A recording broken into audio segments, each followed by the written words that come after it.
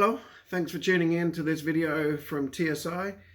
We're going to have a little bit of a chat about gear and setup and everything I'm taking with me to the 12-hour Milsim this coming Saturday. It's Wednesday evening and we are heading out about 4 a.m. Saturday morning to get to Arachula, which is about an hour west of Brisbane, inland of Brisbane. So we are aiming somewhere just for this side of the Cunningham's Gap. So leaving about 4 a.m, it's sign in from about 6 a.m, between 6 and 7 to get registered or get signed in. And I do believe we have about an hour to set up our camp because we are camping out, staying there after the game on Saturday evening. So I believe it's an 8 till 8 game, so a full 12 hour. And it's a Milsim, Mil Soft, I think it is. It's not too serious, if you want to call it that. It's run by the Milsim East team who have been running games for a couple of years, and they've been running weekly small games to the east of Brisbane. And yeah, really looking forward to it. It's our first Milsim since the ComSims event up at Susan River. So really pumped to dress up, get all the gear on and get out there. So roughly how the day goes, I believe, is, as I said, we get there about 6, get signed in, and then we get our camp set up because we're staying for the Saturday night. We're camping out after. Some guys are heading out there Friday evening for a 2-night stay, but we opted to leave here early, get out of the car nice and warm instead of potentially waking up cold and chilled, because it'll be pretty chilly out there. We're looking at potentially sub-zero temps during the night, so we'll be snuggled up nice and warm. So just want to run through my kit. So those of you that have followed TSI for a little bit, you'll know that I either run a battle belt setup, or I run, so this is a little bit of my stripped down version of the belt. So I either run the belt setup or I run my plate carrier. I'm not running the belt this time. I generally run the belt indoor and outdoor in summer. In winter, I tend to wear the plate carrier because why not? But in summer, I tend not to just because it's too bloody hot.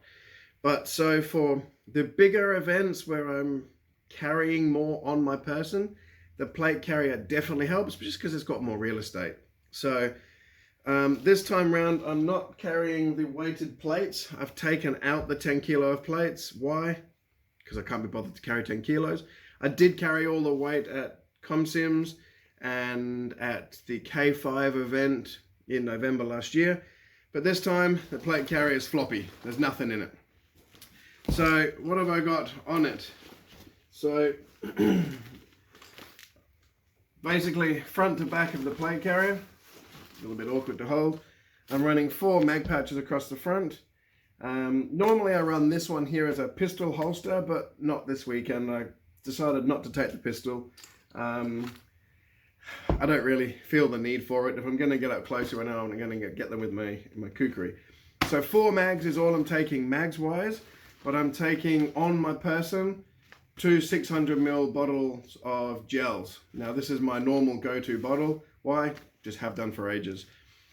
This event is supply your own gels, and you do have to carry as many gels as you think you're going to need. You can cache some. You can put some in a trunk, a team stash. But I'm going to opt to try and carry what I can for when I need it. So the 2 600ml bottles, they do roughly about 8 mags per bottle. So let's say on my person I've got about 20 mags worth of gels. Got my trusty Leatherman. Never go anywhere without my Leatherman. This one's an OHT, a one-hand tool. So you can do it one-handed to get to your pliers, and a little bit tricky at times when you're holding it the wrong way, but you can get to your tools one-handed as well. So never go anywhere without a Leatherman. Those of you that know me know that I never go anywhere without a knife in my pocket either. It's amazing how often you need a knife. Just cutting paracord, just cutting a stuck zip or something, you've got to have something on you. So on the front of the plate carrier, above my pouch, my mags, I've got just this utility pouch. In here, some snacks, very, very important hydrolyte tabs. For those of you that don't carry them, you're crazy. Just chuck that in some water, You can even just chuck it under your tongue, chew it down. You've got to have it. And in this pouch, I've always got my light, which obviously this game's going into the evening, some muesli bars, and my very basic toolkit. So this is pretty much all I carry into the field. It's just the multi pieces, the main one for adjusting hop-ups and stuff, flatheads, Phillips.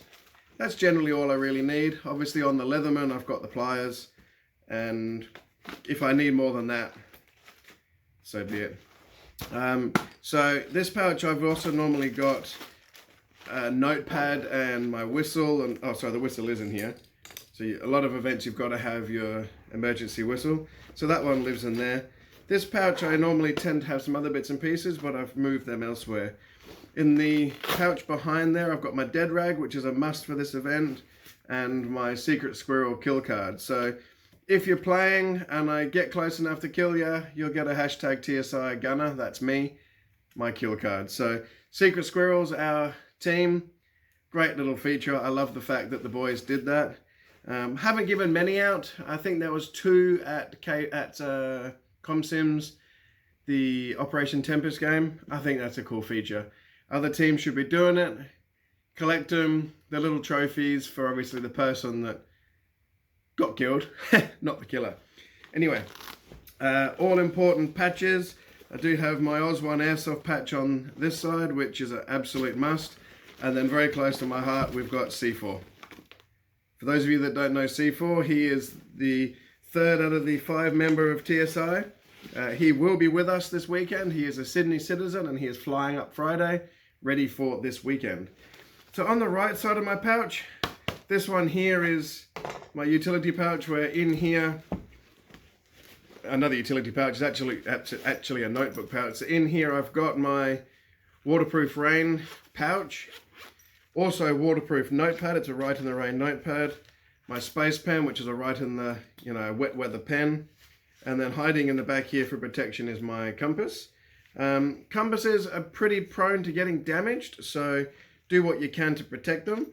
It's pretty damn easy to crush a little compass, and then it give you complete bum steer of information when you need it. One thing I learned that I was not kind of privy to prior at the ComSims event is when using the compass in my left hand, it didn't work because my wedding ring was setting it off. So I could only run the compass in my right hand. After the first notebook pouch is a drop pouch. So this drop opens up to a bigger pouch. It's obviously just wrapped up in its small size at the moment. And then we've got a radio pouch. I've got just a normal UV5R. This is programmed to the 80 channels, so it is technically legal. Longer range aerial. And then I do have my Code Red earpiece. It's all laced up through the molly. The mic runs over my left shoulder to here, and then my earpiece normally comes out the back, clips onto my collar, and then obviously into my ear. This is a Code Red Recruit is the model, so it's pretty low profile, super comfy. I run one of the silicone earpieces, so this doesn't fill your ear like a earbud style, so it doesn't block any hearing.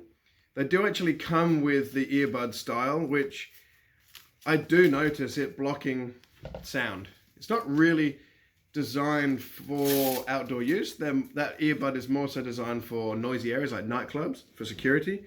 So I went with the silicone earpiece, so it's got the sound tube, goes straight into your ear. Clarity is amazing. The Code Red earpieces and headsets are pro quality. They're not a cheap eBay thing. The headset alone is worth 5 times the price of the radio, but it makes a huge difference. Speaking of the Bofang UV5R radio, whilst they're super popular worldwide for airsoft and gel, I do find them to be hit and miss. You know, you can be out in the field with half a dozen guys, everyone running the same radio, everyone running the same aerial, and some people pick up transmissions and others don't. So it's obviously the radios that are not very consistent. So on the back of the play carrier, in this pouch is a 3 litre Camelback. So obviously it's not full at the moment, but it is a full 3 litre unit. I do have the backpack for it, but for this event it just tucks away in this 511 10-inch pouch. For those of you that haven't picked up on it, I think absolutely everything on this rig, apart from the Leatherman, is 511 tactical. Yes, there's better out there. Yes, there's cheaper. Yes, there's dearer. But I live in 511 all the time. Every day I've got 511 shorts on. So that's the 10-inch pouch. I do actually have tucked up inside the plate carrier. Instead of running a plate, I've got another 2 litre Camelback bladder, which I've just put it in there for the sake of it. It's not full yet. I probably will fill it just to have it there, have extra water, because why not? This event, it is required that you enter the field with at least 3 litres of water. Ideally have more in the field, but there is no water supplied out on the venue. So you have to have at least 3 litres on your person. So there's my 3. There's 2 up in there if I want to fill it. This big chode up here is my first aid kit. So basics in here: band-aids, blister pouches, blister pads, some actual proper wrap-up style bandages, alcohol wipes. Then up in here we've got bite cream and other first aid stuff. Hopefully don't ever have to open that one. Haven't had to yet, apart from some bite cream. Obviously, back to the Camelback, my hose runs over my left shoulder, and it runs down the front here. And thanks to Preacher from Secret Squirrels, I've got a little hook there, which normally it will run this way when I'm out in the field. So makes that a lot more comfortable and easy to use. On the front, I've got my cut-off gloves. These are my Old Faithfuls. I've got a brand new set of Impact 2 gloves, but I haven't used them. I keep using my cut-offs. I don't know. Until they're completely dead, why not? I will probably remove the carabiner when we get out in the field, just because I don't want it there. And then, of course, I've got my kukri. On my battle belt, I've got a cold steel Tanto knife. Obviously, these are a rubber plastic knife. This one will live down in my cummerbund at the side, but just for now, I just shove it through here. It just tucks it out the way. So that's the plate carrier, but there's no plates in it for this weekend. Of course, I'm sporting my Azrael's Assassin's patch. Just the tip, I promise. On the front, Fear No Evil. This is from the Nothing Fancy Project YouTube channel. Oswan, Squirrels, Instructor, Lucas, Apex, and around this side, TSI. Alright, so let's chuck him aside for now. Check you're still filming. Lovely. Alright, so I'm also planning on taking another 511 bag, a bag, 511 product into the field. This one's a 511 4-banger pack. Reason why it's called 4-banger is it's actually designed to carry mags. Now I put bottles in there instead. So this one will be gels, so 750 ml of gels, and then I'm going to have another 600 ml of gels in here too. Why? Because I can. So this bag I'm planning on taking into the field and just caching somewhere. I'm not going to carry it, just going to stash it somewhere. My tinted safety glasses I'll be starting out the day with, excuse me, and then on the side of the pouch here I've got some clears. You always got to have your clears, because come evening you're not going to be able to see shit out of these. So if you only bring one set of safety glasses, bring clears, don't bring tinted. But I'm going to take the tinted. I normally just wear clears, but this time around I'm going to take the tinted. Just in that, I do find running clears, I do get a headache. Front of the pouch, not much in here. Just got some more snacks. I went all out and I got me some sugared macadamias. $18 a bag. They better be bloody worth it. This side, a couple more muesli bars. I probably won't eat them, but someone else might. I don't even know if you can see this bag, to be honest. Across the main pocket, spare radio. So one of our other boys needs a radio to borrow. So there's one and then another one. So another spare radio. This is my son Riley's, but it's coming with us just in case someone's radio or battery goes down. Super important Bushmans. Oh my God, you've got to have Bushmans. You've got to have DEET or Tropical Strength or something. When we were at Milsim, Susan River, the mozzies were absolutely horrendous. If it wasn't for that, I think I would have probably been carried off. I didn't get a single bite pretty much all weekend because of this stuff. The only thing that went down is because I was completely bathing in it all the time. For some reason, I felt the need to wipe my lips on the collar of my shirt, which was so doused with Bushmans that it burned the shit out of my lips. Now you can spray your face and it not burn you, but when you wipe your lips, oh, the pain. It was just like fire going through my lips. I also need to add in my roll-on sun cream, which is not in here, it's still in the big bag. And then headlamp for come evening. Now I've got the flashlight, my Olight, what is it? Olight M2R Warrior in that top pouch that I flashed you before on the plate carrier. This is a 511 headlamp. Yep, 511. It's quite handy, this one. It's got a beam, high and low, and then it's got flood, high and low. So it's a good torch, this one. I like this. It's powered by 3 AA batteries, so they can be accessed anywhere. For survival-y kind of stuff, I do like to have non-rechargeables where you can run standard batteries. It's also got a charge indicator. There's a button on the back here and it flashes green if your batteries are over 70%, I think it is. Amber if they're below 70, and then red when they're nearly flat.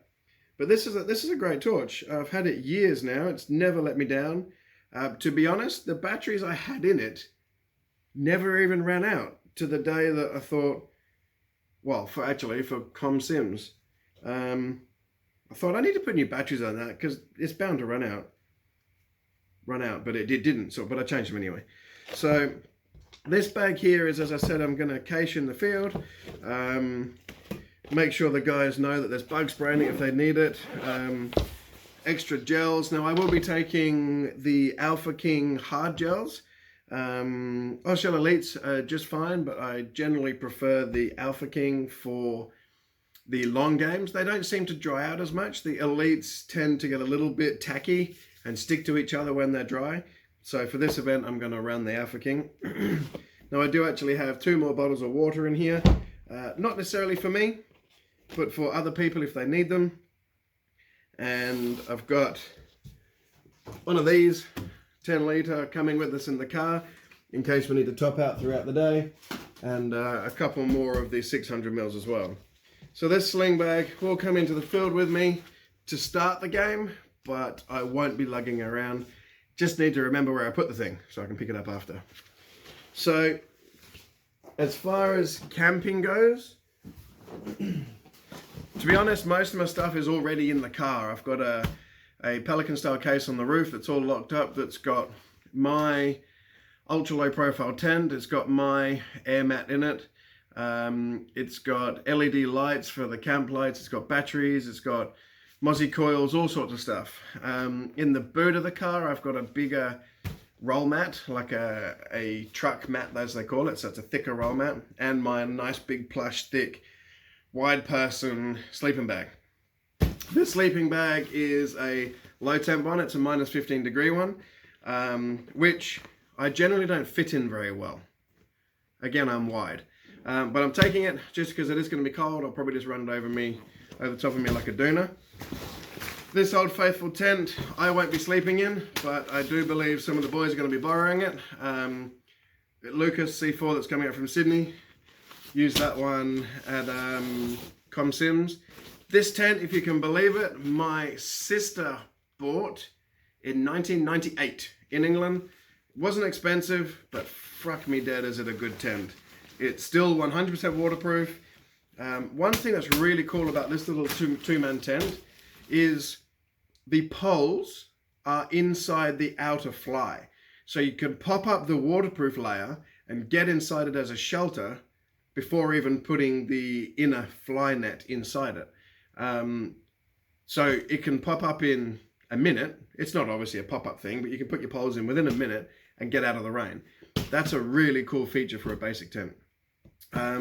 Just a spare tarp as a ground sheet.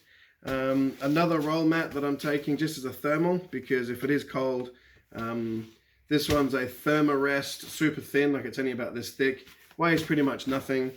I bought this in 2001 when I was hiking a lot. Unfortunately, I can't rely on it because it's got about 15 bicycle inner tube puncture patches on it. Because when it was hanging in a wardrobe one day, because things like this, you're not supposed to leave them squished up because it's a self-inflation one. So it was hanging in the wardrobe and my cat decided to climb up it. Hence the 15 patches. Frying pan, little Coleman gas burner, 3 half-used gas bottles, or hopefully we can burn through them. Kettle, really cool kettle. This thing is brilliant. It's amazing how this super light aluminium and silicon sides, how good they are. This boils water quicker than a friggin' electric kettle. Tea bags, coffee, saucepans, mug, that kind of stuff. As I said, most of my camping gear is in the car. This one is not for me. This one I probably won't use, but I'll chuck this tray in the boot anyway, just so we've got it. And yeah, really looking forward to camping, to be honest. That's one of my absolute favorite things about the Milsim style thing, is more than just a gel ball game. Obviously, we're not camping in game this time. We are going to be stopping, finish at about 8 o'clock, and then we get to go and settle down. Pretty much all of our team, the Secret Squirrels, are sleeping there on the Saturday night, which means we get a nice hangout with the lads as well. All right, so this bag, couldn't tell you what it is. It's a Condor, whatever you call it, duffel bag kind of thing. It's the one that's also got the backpack straps, but they're just tucked away inside. It's a cheap bag, to be honest. I think these are like 80 bucks, but I can't fault it. It's a brilliant bag. The only thing I don't like is the zips on the side pockets kind of run the wrong way. When the main clamshell style open, I don't even know if you can see the bag. Let me check. No. Let me pan it down a little bit. Please excuse the other camping crap in the background. So the clamshell style bag opens this way, but the zip side pockets open this way. I always think that they should open from this end to here. So anyway, this is my normal kind of kit bag for everything. It's just where everything goes. I got a dozen Gen 8 mags for spares, because so many of the boys run the APS rifles that I are taking with me. So these are all spare mags. Luke has only got the 3, Iggy's only got a handful. I'm not going to run pistols, but I am taking my 2 Old Faithfuls in case for any reason I need another backup. This one's the APS ACP Scorpion. Obviously it's running the Trijicon SRS style optic. That one's a great little gun. I love that one. Pistol, sorry. And then this one was my absolutely first APS XTP, but it has got the legacy slide on it and all the hand stippling that I did. So probably not going to use them, but take them anyway. Helmet cam or hat cam. Probably won't use it, to be honest. I'm actually going to use the phone more so. Spare batteries, hat, 2 spare slings, holster, Olight batteries, big stick mag for the pistol, which I'm not going to use anyway. More bug spray, sun cream, which needs to go in that pack. Toolkit, gas for the pistols, wraparound face thing, which I don't think it's going to be cold enough to warrant it. I don't find it comfortable enough to use it all the time, but it's in there.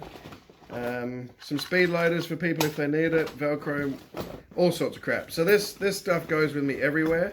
I've always got, for anyone in need, if anyone's out there, thank you to being at Azrael's, I've got some older hop-ups and bits and pieces. Got a spare, well, it's not what I'm meaning. some spare muzzle tech inserts and stuff like that. So if you need stuff, some springs and bits and pieces, this is just all my old crap from all over the place, or hop-ups that generally I don't use anymore. But there's not much point in it being at home when I'm out in the field, so I'll bring it with me. And it takes up one pocket. So apart from some other bits and pieces that you really don't need to see, that's all ready to go. A couple of things I do need to add to my pack is I do need to get my jacket out the car, which is in the boot of the car, so obviously it's coming with us. It is forecasted to potentially be wet, and I do need to probably grab one of my, what do you call it, poncho kind of things. So last of all is the rifles I'm taking. As my main choice for this week, I am taking the APS Falcor. This one, bar it was a compact, I've changed the buttstock over from the CRS style buttstock to a normal stock. Why? Well, just more comfortable, more my preference. This one's got the Bushnell 1 to 4 power optic, so 1 to 4 power, MDT rings. Now this is perfectly capable of running on real rifles. It is a real firearm level quality scope.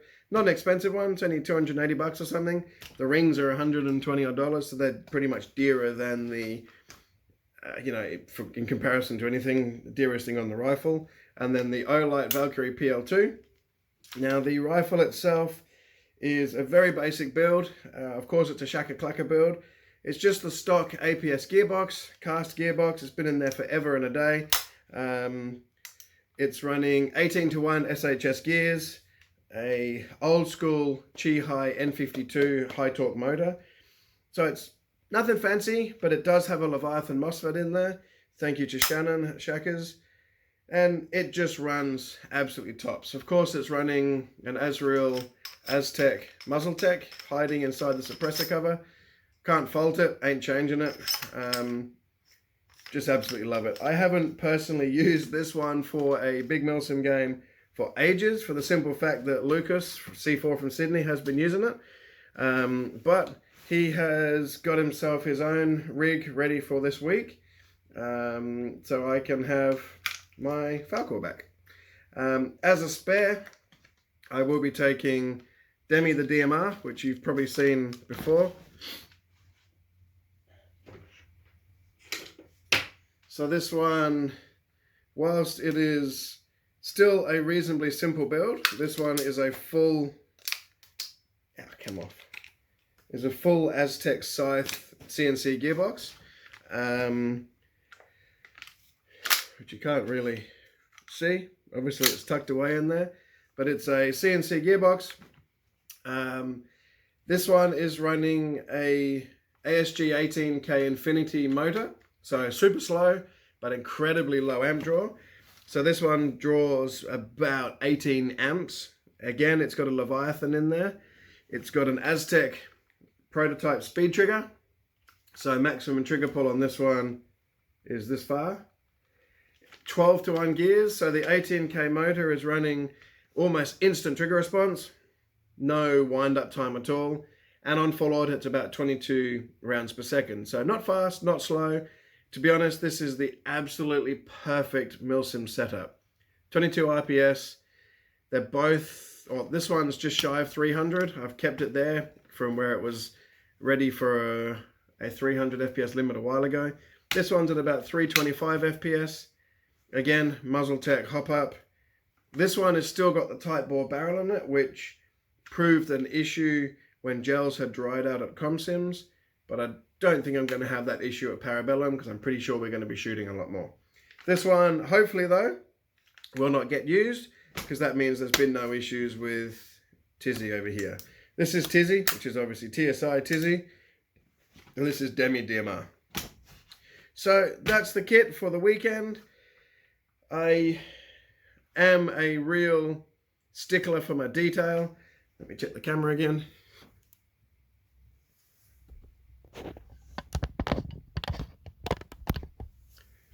I'm a real stickler for the details, so this is about the third time I've gone through my kit. It is only Wednesday, that means I've still got Thursday and Friday night to go through it again. I'm just stupid. I fret over stuff, I question myself, I query what I've done, but hopefully it means I get there and I haven't forgotten something, or if it means I do get there and forgotten something, there's only me to well and truly blame. So that's it. I hope the vid was good for you. For anyone watching that's coming to Parabellum, I cannot wait to see you there. Come and find me if we see you on the, not necessarily on the field, but before or after. I'll have the TSI stickers with us. So come and see me so I can give you a sticker. We want you to have one. I didn't get them made for me to keep them hiding in a bag. So yeah, let's get out there. Let's have some fun. I hope Travis, Tractor, Tidy Toys, Milsim East, hope you put on a good event. I can't wait. I'm sure everyone's going to have an absolute cracker. And for anyone that's on my team, I'll stand by your side all day. For anyone that's on the other team, I'm going to get you. Sorry. Sierra Company boys, I know you're coming. I cannot wait to get out there and join and shoot against you, but join you in the game. Josh and all my mates out there in Sierra, cannot wait to see you. It's been ages. And any other team that's there, after the game, if you're camping, don't sit in your own little cliques of campsite. Everyone get together. This whole experience is about the people. So let's all hang out together. Let's all talk the talk. Let's all camp and laugh and I was going to say drink, but maybe drink water. Socialize together, because the only way of this community growing is if we are a community and not just all individual groups. So yeah, look out for pictures and maybe some live streaming if the internet's good enough. I don't know if it will be out there on Saturday, but we hope to get some pictures. Being a one-day event, we hopefully won't have flat battery issues like we had at Milsim, and get some good coverage for you. Thank you very much for watching. We'll see you again soon. Take care.